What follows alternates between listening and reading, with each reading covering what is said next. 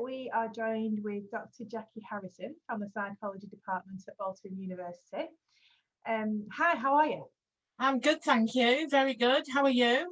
I'm very good, thank you. How do these weird times find you? Weird. The sun's shining and I can see it shining in your room through the window. So it's getting to that time of year where the sun's coming out. Spring is arriving. Spring is springing. So there's hope. Exactly. It looks like there's a shining hope coming in, doesn't there? Yeah. Well, thank you for agreeing to talk to me today.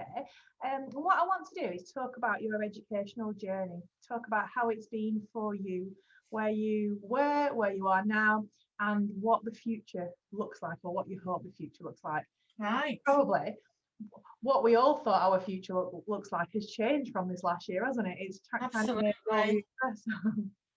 Yeah, I think, we see it as we did see it as a short-term thing, but, it's just gone on, hasn't it? So it's kind of forced us to kind of regroup in a way and think about what we're going to do moving forwards. I think, education has changed slightly. I think it's been a positive thing, getting used to the online platforms and recording lectures, so I think it's, some positives will really come out of this, I hope.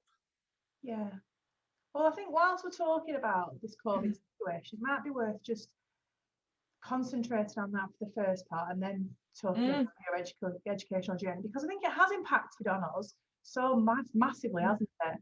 How has it changed for you, your teaching? It's made me explore much more. I've been much more adventurous in terms of what I'm delivering and how I'm delivering it, making use of the online stuff like the breakout rooms. And, actually what I try to think about is what would I do if I was in the main lecture theatre? Well, I'd probably go in a bit earlier. So I start my Zoom meetings a bit earlier so we can have a bit of a chit chat and a hello.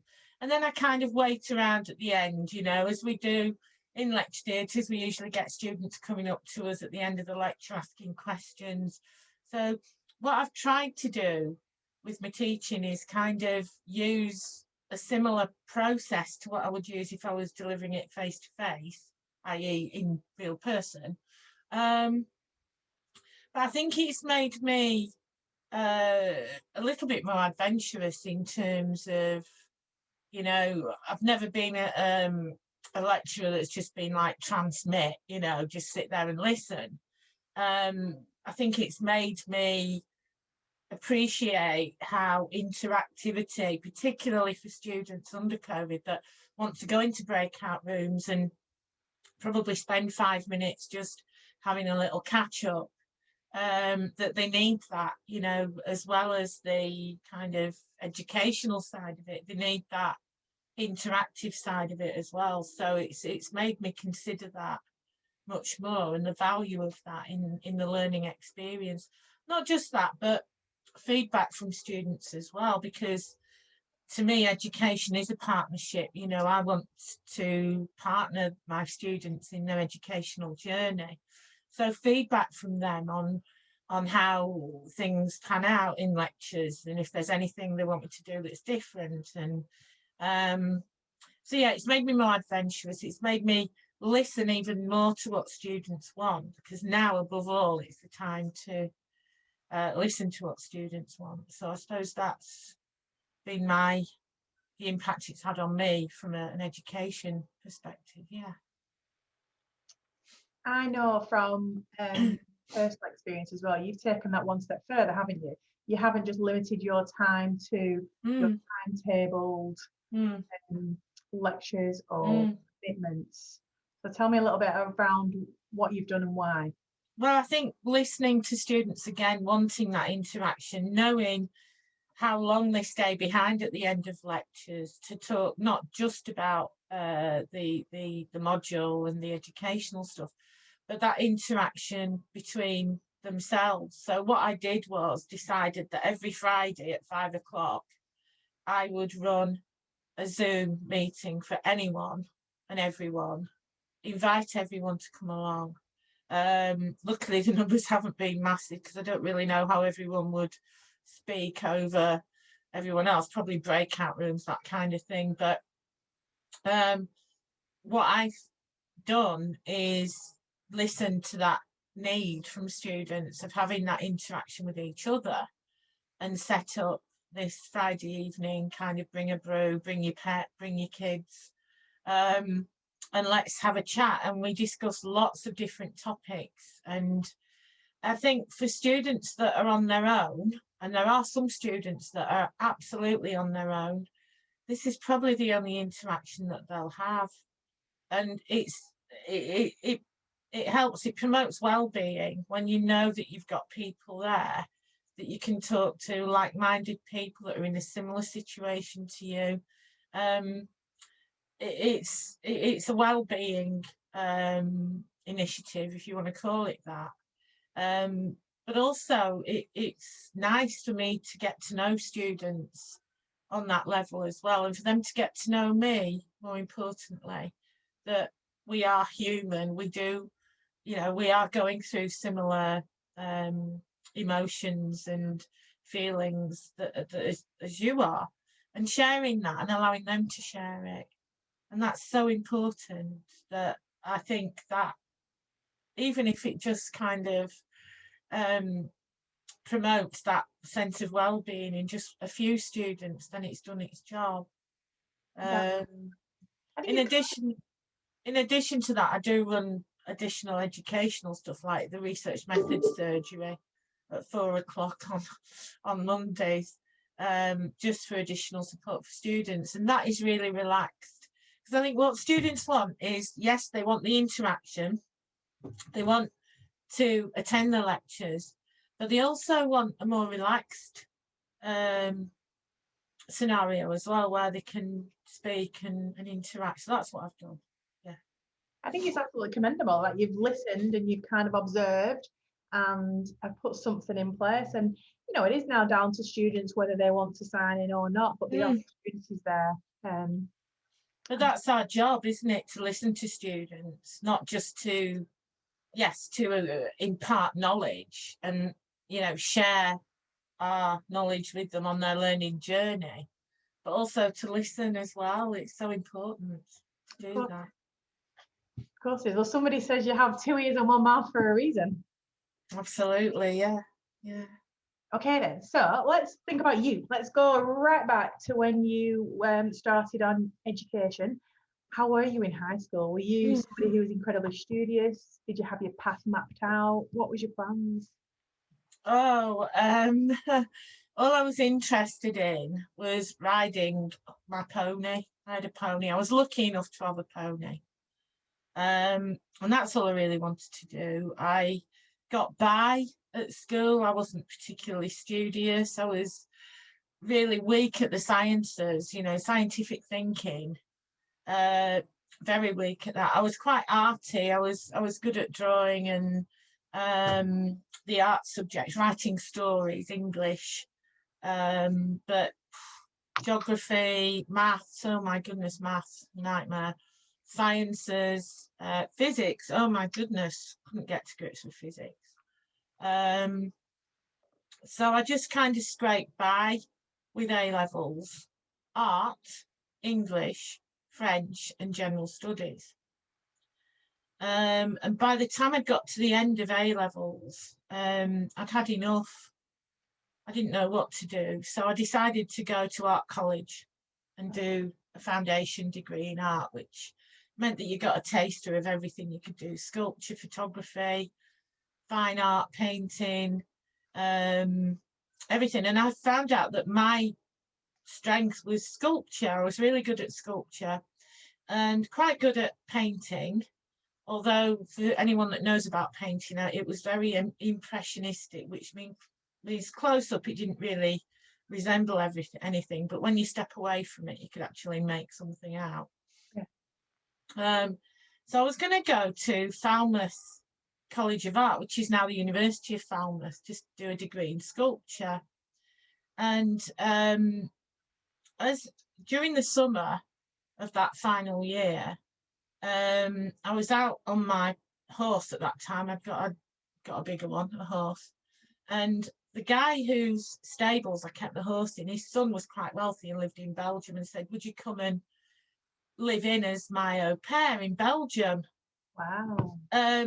But my mum wouldn't let me go for some reason. She said no. I mean, I was over 18. I could have chosen what to do. And she kind of talked me out of it. So I decided I wanted. Sorry? Did she say why? I can't remember No. what the exact reason was. Oh. But I remember, like, my friends were allowed to go to rock festivals and things like that, and I was never. It never got off the ground with me. It was a very strange kind of childhood, I think, from what I recall anyway.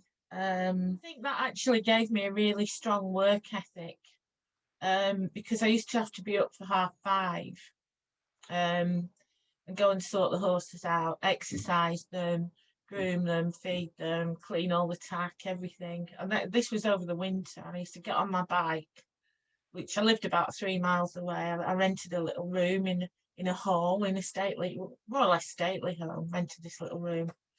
And used to set off cycling down the country lanes. I mean, I'd be scared to do that now, but in those days I just got on my bike and did it. And I did that for about 3 years. Over the summer, the horses always go out to graze. So the summer I used to be employed elsewhere in the stables. I used to do things like varnishing the horse box, watering trees, really physical stuff. But I think it gave me that really strong work ethic. Yeah. And then I realised I had to get a proper job, so I went and applied to work in health and safety, which I did, and that was quite a boring part of my year. But during that period, I decided to go and study. I wanted to get back into education. And so I went to evening classes just to see what was out there and how studying was going to kind of help me. And I got interested in psychology. I thought, wow, this is really interesting. And started reading around and thinking, I wouldn't mind doing a degree, going to university. So I'd actually moved over to Lancaster at that time. I was living in Lancaster for personal reasons. I'd moved over, and so I thought, I'll just apply, see if I can get in. So I got in and did my degree, and then I went back out to work because getting a degree meant that I could move even further up in health and safety, and it's what I really enjoyed, and it was quite well paid at that time. And so I took some additional qualifications. And then went back to work and did that for quite a number of years. How did you find your undergraduate degree? You were a tiny bit older by this point, so how did you find it? Yeah, it was tough. It was really tough because a lot of the students were much younger than me, and I felt a little bit out of place. Although I never let that faze me, I did feel as though I shouldn't be there, that I was too old, that I was probably, nearer the age of their parents than I was then. But I still managed to make, some friends there, and I'm still in touch with quite a few of them. And it was really good. I found academically it was really tough because we didn't get a lot of support from the tutors. I remember going and knocking on a tutor's door and asking if I could discuss an essay title with them. And they just told me to go away and read. And I was absolutely devastated. I thought, I've plucked up the courage to knock on your door. And all you've done is, tell me to go away and read. I had a number of really negative incidents, particularly one research methods class, where I was made to feel really stupid. And it wasn't that I was stupid, it was that I was nervous. I didn't have any confidence. And I almost quit because of that. I almost quit my degree. It was towards the latter end of the first year, I think. And we were having to do things by hand. We didn't have SPSS in those days. And this tutor was quite strict. She was quite scary, actually. And she just came and stood and looked over my shoulder while I was doing this thing by hand. And I just froze. I couldn't do it. She was watching me and, of course, lacking confidence. And she just belittled me in front of the group. And, of course, being that little bit older as well, it kind of hit hard, you know, because I thought, you know, I've put up the courage to come here. What are you doing? Anyway, karma hit a few years later, but I'll tell you about that some other time when we get there, when we get to that stage. Yeah. How do you think that experience has shaped you as a lecturer now? Oh, massively. You know, I think particularly ironically, I suppose, is, you know, the fact that I'm teaching research methods now to first years, second years, and the masters, you know, in a way that I would have liked to have been taught.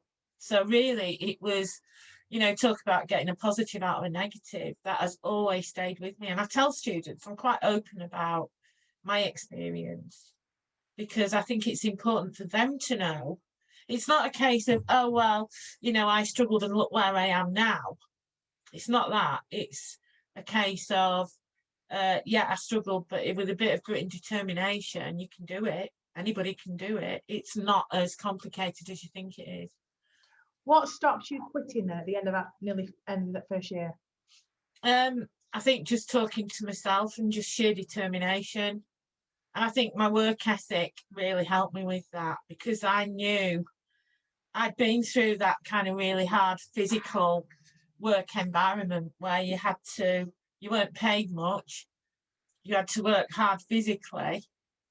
I'd got a really strong sense of discipline. There was nobody around that kind of said, well, get back on the horse, literally get back into your research methods workshop.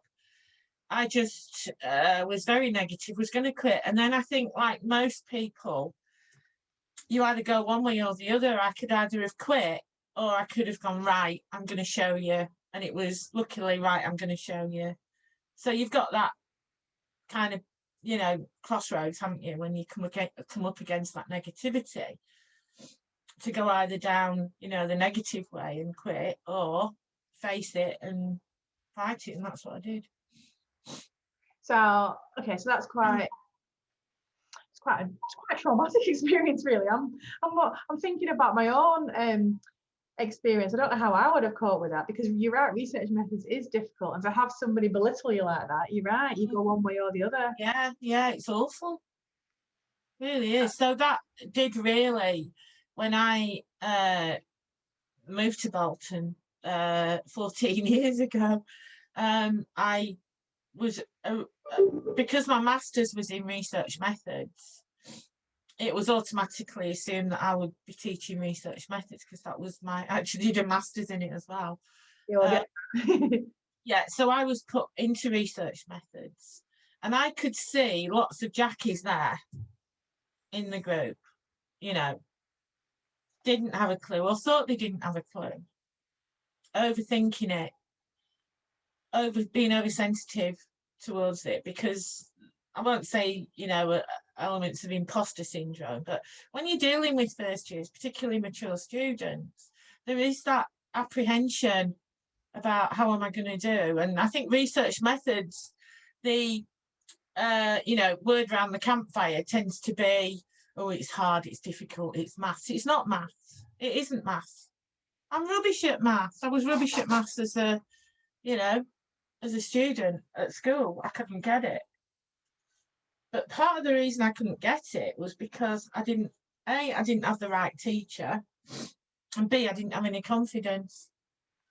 So if you get the right teacher who will build up your confidence, then you're going to survive. You're going to do it. So 3 years goes by, you do your degree. What happens after your undergraduate degree at Lancaster? Yeah, well, I went back out to work, because with the degree, I could work on a much higher level. So I thought, oh, I'll do that. And then I found out my son had a nut allergy. Now, bear in mind, I was travelling up and down the country. sometimes staying away with my job.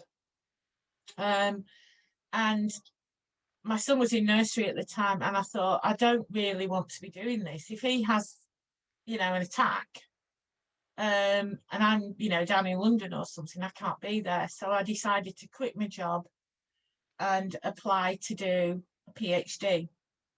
Well, I'd still got contacts at my old university.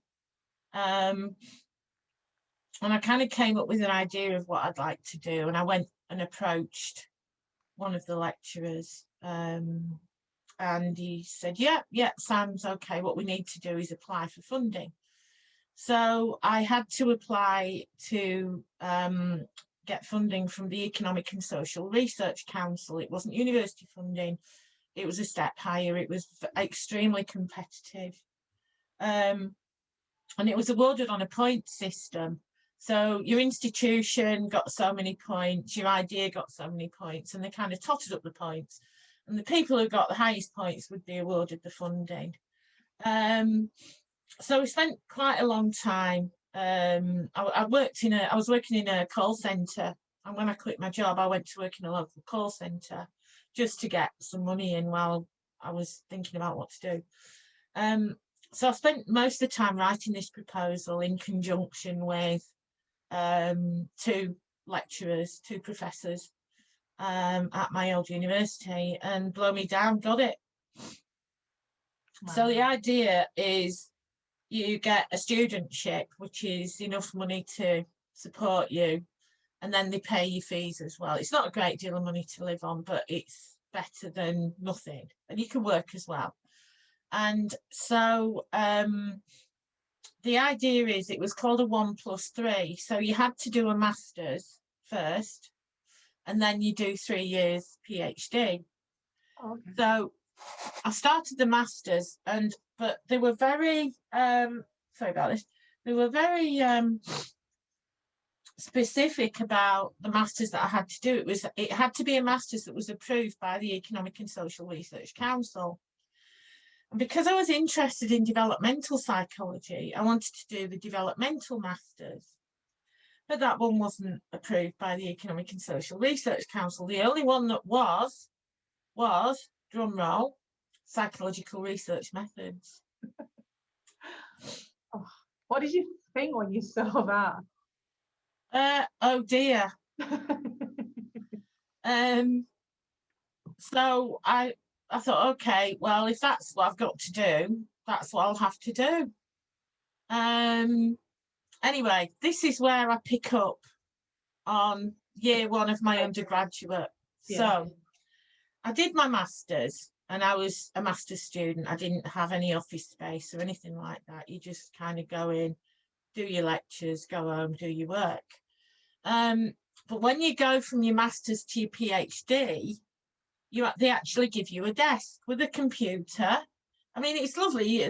It's maybe, you know, a smallish office with 4 of you crammed in, 4 desks and a bookshelf. But, you know, you think, yes, I've got my piece of university here. It's mine. And I went in on the first day, got my keys. I was really excited about getting my keys. Chose my desk, got there really early so I could choose my desk. And I chose a desk where my back was to the door, so I couldn't actually see the door. So I was sitting there getting logged in and putting things in my drawers and stuff like that. And the door opened. And in walked this woman who had belittled me in the first year undergraduate research methods practical. She walked in, I looked at her, obviously she changed a bit since then. She looked a bit older. I don't think I'd changed much. And she came in, she said, oh, hello, I'm so-and-so, and held a hand out to shake a hand, which I thought was very formal, but shook her hand. And then we waited a minute, and she said, I really think I recognise you. I recognise you. I said, yeah. I said, you used to teach me. You taught me research methods many years ago now, but you taught me research methods. Oh, and I could see by her face, this was kind of, and then she said to me something really strange, which was I nice to you? Which I thought was a very strange thing to say. And I just said, no, actually, you weren't very nice at all. I almost quit. But I've had a career and look at where I am now. And you're actually still in the same place. You know? Not really, but, you know, look how it kind of turned a negative into a positive, and I've had all that life experience. It wasn't said in a nasty way, but it was said in a way that would make her think about perhaps how she was treating students, because I understand she was still teaching research methods. And I just thought to myself, I wonder how many people have quit, you know, because of that. What was the time difference then? So how many years had gone by? Yeah, I think it's about 8 years. It was quite a long time. And were you able to have a conversation with her? Was she interested to say, oh my gosh, what do you mean? Talk to me about that. Oh, yeah, we talked about it. And I just said, you know, that the way that we treat people, we just have to be really careful, because, you know, we might meet them on the way back down, and they might just be able to help us on our way back up. And I think, you know, those kinds of lessons, those life lessons, are extremely important. What did she say to you about it? She was just apologetic, and I said, you know, I didn't pry too much, but she just said, I'm really sorry that I made you feel like that. And I said, well, yeah, you know, it would have been nice for you to have acknowledged that at the time, perhaps. Or just not done it. Or not, well, yeah, not done it, but I don't think she could stop herself. It was, you know, people who have positions of what they perceive to be power can sometimes be quite neglectful about the way that they treat people. And I think it's really important always to remember where you've come from and who you are and who you're with. Absolutely. And, you know, the potential for, you know, if it wasn't for certain people, supervisors that I had through my PhD, I would never have got through it. They taught me how to pass that baton on. And that's what I think I'm doing. It's like a bit of a relay race, that you pass it on and then they pass it on to someone else. So the impressions that you give, those messages that you send out, are essential, not just for the present, but for the future as well. So it's just always important to remember that. Kaika, we're getting profound, aren't we? I think it's important. I think it's really important lessons, you know, listening to what you have to say. You know, you've gone through education a little bit older, which I think is interesting. Maybe that's given you a different perspective. I wonder if somebody younger would have been able to have the same journey you have. I don't know. But I think, you know, it is really important to understand from somebody who's been there, had that happen to them, and how you've come through it and how you now use it. Yeah, it does build up resilience, that's for sure. That's the one word I wrote down, resilience. Yeah, because, you know, you need that in all jobs, in all areas of life. You're always going to have times in your life when you're going to have to be resilient. And I think, you know, if you can learn how to do that, if you can kind of absorb those coping strategies, you know, lessons learned and other important role models and how they cope, then I think you're part the way there. Because no matter who you are, you have to have a certain level of grit and resilience to get through anything. Everything's got the capacity to be really tough at some point. So let's talk about your PhD. How did you find that journey? Yeah, it was it was an interesting journey. I had two supervisors, one who spent half of the year in Russia, in Moscow, because he came from Moscow University originally. Eugene Sabotsky, he's now retired. And I wanted Eugene as my supervisor because I was his first and last PhD supervisor, but he was supervised by someone called Alexander Luria, who is a very famous Russian psychologist. And Alexander Luria was one of the contemporaries of Lev Vygotsky, who is, so it was quite an important pedigree for me to have Eugene as my supervisor, one half of my supervisor. And then the other half of my supervisory team was Professor Charlie Lewis, who I think you might have heard of, who appears on one of the personality and developmental videos, actually, on Theory of Mind, a very young Professor Charlie Lewis, who actually lives just about 3 miles up the road from me. So we do keep in touch, although he's on the point of retiring now. But my journey was an interesting one, because although Charlie and Eugene had very similar interest in developmental psychology, some of their theoretical viewpoints were slightly different.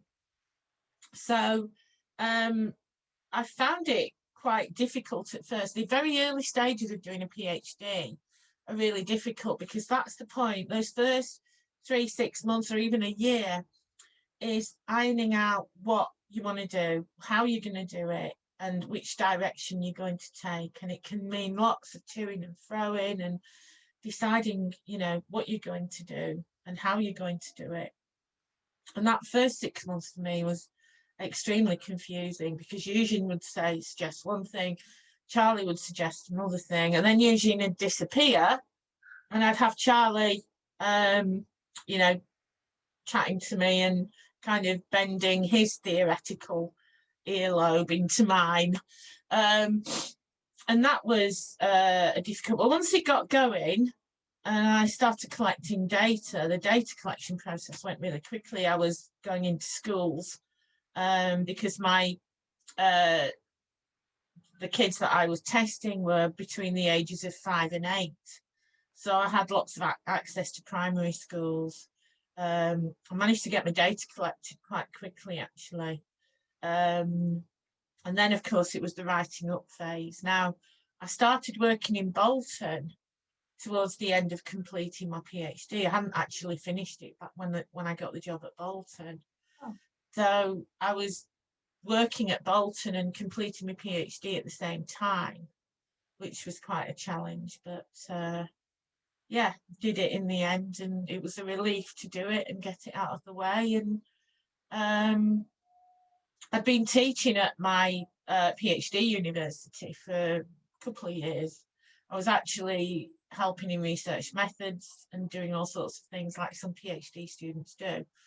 But I wanted a full-time job, and a job came up at Bolton, and I got it. And I thought, well, I'll stay here for a few years, get some publications done, and then move on. And 14 years later, here I am.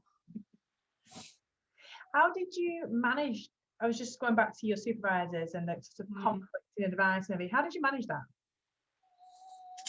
With great difficulty. I mean, I remember at once, because their office doors were opposite one another, and I can remember in the very early days, knocking really quietly and kind of sneaking in, hoping the other one wouldn't hear me. It was as bad as that. Really?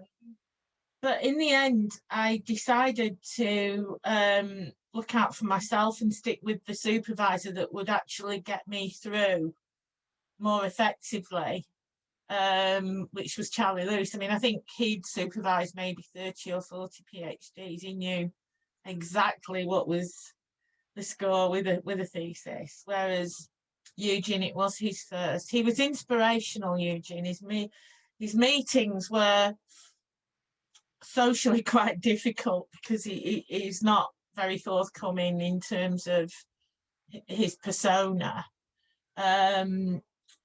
So that was quite difficult, but his thinking and his ideas were just truly inspirational, and were just purely enjoyable to sit and listen to him. And then with Charlie, it was much more a two-way thing. He would be more challenging. He would question me and develop my critical thinking and challenge me all the way through, which really helped. Ask questions. Why are you doing this? Why are you doing it this way? What is your rationale? Yeah. So that when my thesis came to a close, it was pretty much watertight. So I think probably about halfway through, I made the decision to move more or less permanently over to Charlie, because I knew that he would be the one that would give me the right direction of getting through the Viva, for example. You know, once you've submitted your thesis, you sit down with two experts in the field, one from your university and one externally, and they spend, you know, a couple of hours asking you about your thesis and questioning you and challenging you. And you've got, you know, you've got to defend. It's called defending your thesis, the Viva Voce. So they challenge you and you have to defend it. And if you do a good job of defending it, then they will eventually award you your PhD. And sometimes they ask you to do corrections. If it's not 100%, they might maybe want a few more bits of research included that you hadn't included. So you get a certain length of time to do any corrections. Mine weren't massive. There were just one or two things, very minor things that I needed to do that I got finished in a few months. A few months sounds a long time, but when you're teaching as well, it was. So yeah, I took my time and did it right, submitted it, and then off you go. Looking back, what was the hardest part of it? Being alone. It's a very lonely journey doing a PhD. I liken it to walking into a cave and working in that cave on your own, only to emerge later on. I think when you're doing, whether it's a master's, you've always got other students around you that are doing the same thing, same assignment. When you are having to provide a unique contribution to psychology, you're a bit like a ship that's sailing across an ocean. And you've got to steer that. You've got to steer that ship with the advice of your supervisors. But I think that realization that I was on my own with this, in terms of, you know, because it's not something they give out lightly. It's something you have to work for. You know, it's not easy.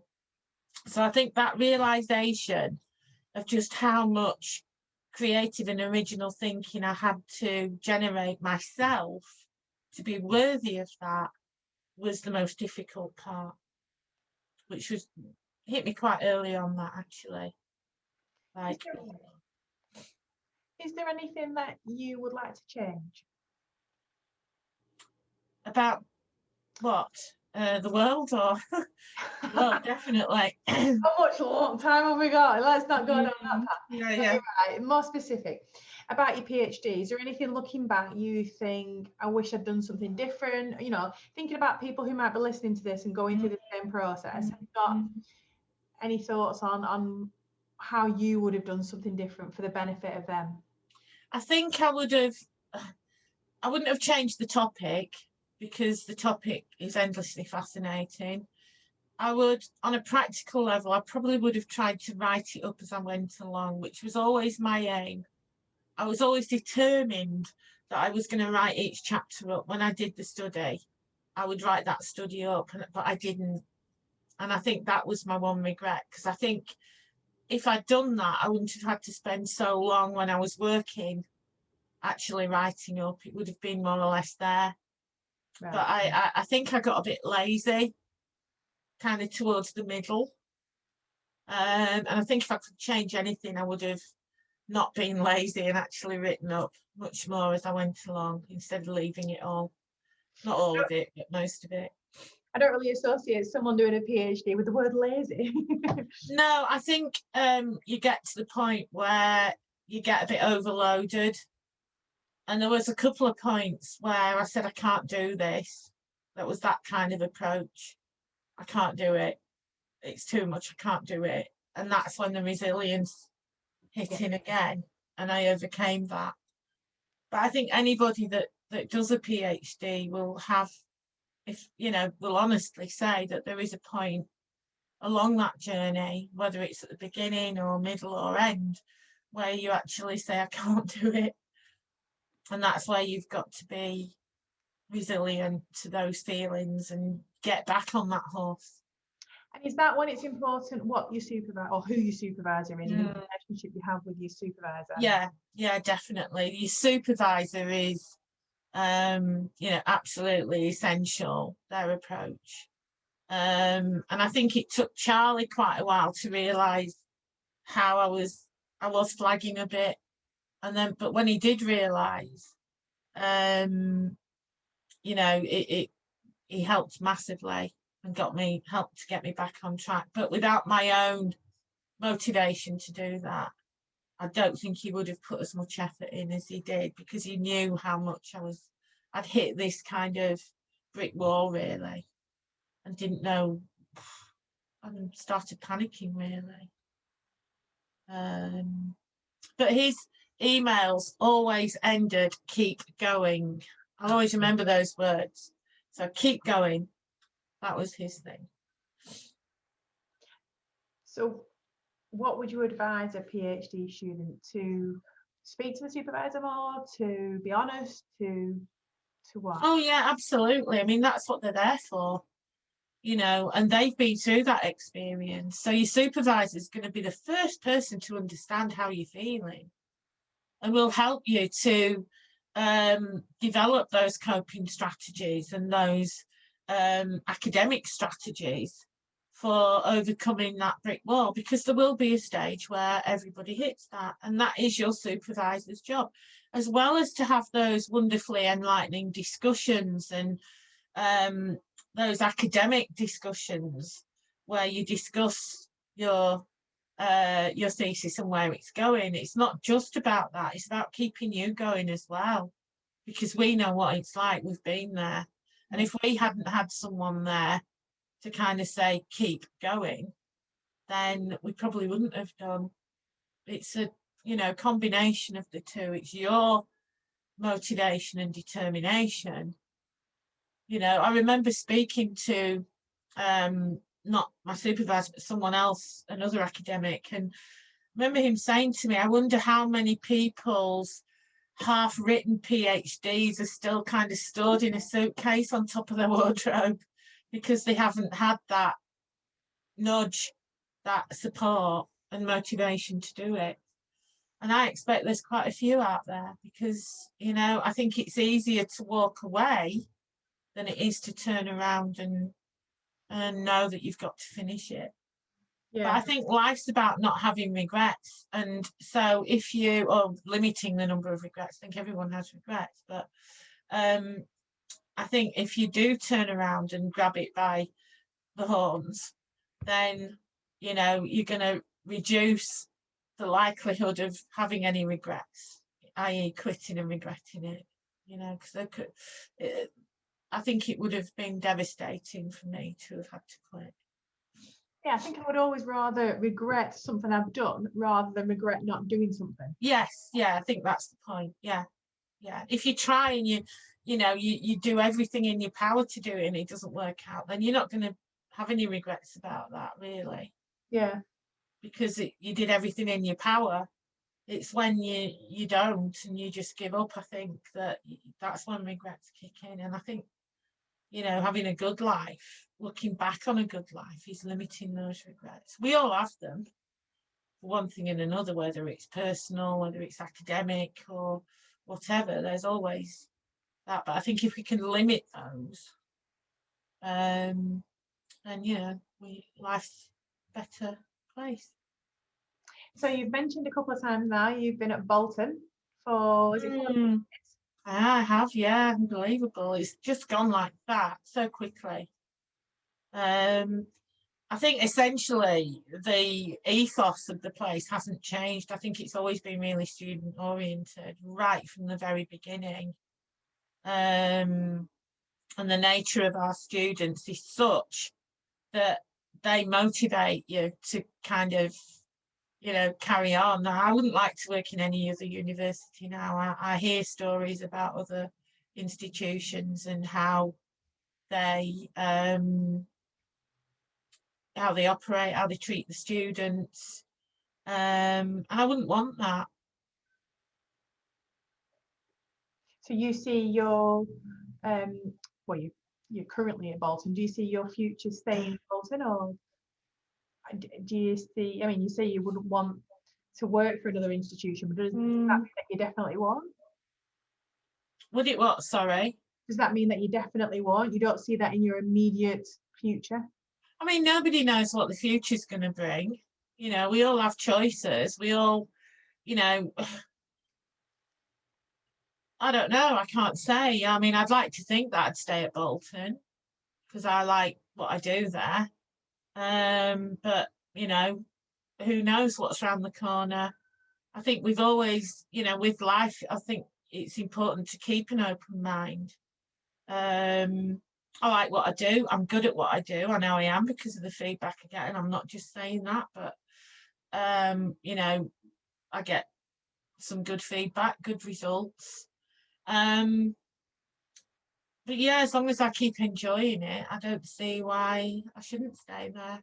I think you've got to enjoy it. It's so intensive, the work. It's, you know, it's not 9 to 5. It's beyond that. It's a vocation. It's not a job.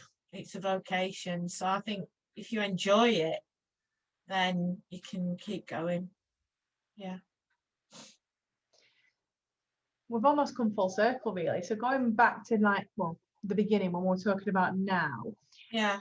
I think exactly what you've just said. I think last year has taught us that we can't necessarily plan because things can change at any time, can't they? We don't know what's around the corner. Yeah. How has the last year impacted on you? Not so much you as a teacher or you at the University of Bolton, but you personally, how has that impacted on you? On a personal level, it's been a nightmare not being able to go anywhere. You know, just going to the shops, you know, which is like 2 miles up the road. It's been a nightmare. It's been awful. And I mean, you know, the home life has been very tense because you can't get away from one another. I mean, that sounds awful, but I'm sure anybody listening to this will know what I mean. It's, you know, all I can say is thank goodness for Netflix because that's kept me going. I've got a couple of hobbies. I've got chickens. The chickens have kept me going. I can always go and sit in the chicken coop. The chickens are actually under lockdown as well because of avian flu. So they're actually locked into their coop. So, you know, we're sharing the lockdown. So, yeah. What else have you done to cope? You just mentioned hobbies. Well, I've started needle felting. So I make animals out of wool using a needle, which I learned from YouTube. And I've had quite a lot of artistic roots. I think it does, you know, because I was thinking that the other day, because sculpture was my thing. I think I've probably retained that eye for, you know, dimensions and, you know, the animals that I make. I look at the skeletons and I make the wires, armatures in the shape of the skeleton to scale. Wow. And then you build the muscle and then you build the top coat, which is the fur and the detail. So I think that's helped. And I took to it quite quickly, actually. But it's been really therapeutic sitting there with, you know, something on Netflix in the background and really relaxing, just making these little animals or people I've made as well. Started off knitting and then it developed into needle felting. So, but yeah, it's just really motivating being able to do something like that. And sort of switching off from the reality of such a busy workload. Yeah, absolutely. Yeah, absolutely. I do about an hour a night. Wow. Which isn't a lot. You can't get a great deal done, but an hour is, you know, it's my routine. It's helped me keep a routine going. Although there is wool everywhere at the moment. So I've got to think about that when life gets back to normal, actually. Whenever that is. Whenever that is, yeah. I mean, I think the important thing for me has been the routine of being here in this room, ready to teach. Luckily, I've got quite a bit of teaching to do this semester. So, you know, I'm generally up here first thing. I have a routine. I go down for lunch and then I come back up and stay for as long as it takes to get everything done, and then go down, do my felting, and then Relax. off we go. Yeah. It is a routine, which I'm glad I've got, but it can get a little bit tedious, a little bit predictable. And I think what I'm missing is that, oh, come on, let's go and, you know, go up to Windermere for afternoon and, you know, we would go out on a Saturday sometimes and sit in the car and have fish and chips on Morecambe Seafront. And that's kind of the highlight, you know. So it's made me appreciate this, you know, these things are important. I think it's quite grounding. Sorry? It's quite grounding, really, isn't it? Yeah, it is. It just makes you appreciate how much freedom we did have before. You know, the idea of, I was thinking about the other day, going on a train, you know, standing up in those crowded trains, you know, like sardines. And now we can't even go within 2 meters of anyone. So it's, I'm just hoping that one day we can get back to normal. Not that I love crowded trains, because I don't, but I think, you know, I watched a film the other day and it was New York, and there were all these people walking through the streets of New York, just so close together. And I thought, you won't be doing that anymore. So life has just changed completely, and it's it can drive you bonkers if you don't keep it in check. Yeah, definitely. Right. Well, I think come to an end. Is there any extra advice you give to a student going on this journey now? Is there anything you think, I wish you knew when you started the journey? I would say, don't let anybody put you down. You're on the degree course because you deserve to be there. The minute you hit a brick wall, seek advice. Don't sit there with your head in the sand. Ask for help, because there's always somebody out there to help you. And that's not just academically, that is on a personal level as well. Reach out. Don't spend your time staring at your screen. If it's not happening for you, walk away, get some help. I think Bolton's one of the best universities for supporting students. There is nothing we cannot sort out. So just speak to us. That's all I would say, on an academic and a personal level. That's so important. Yeah. Brilliant. Well, I think that's a perfect part to end on. Thank you so much for your time. Thank you. Thank you. All right. Bye.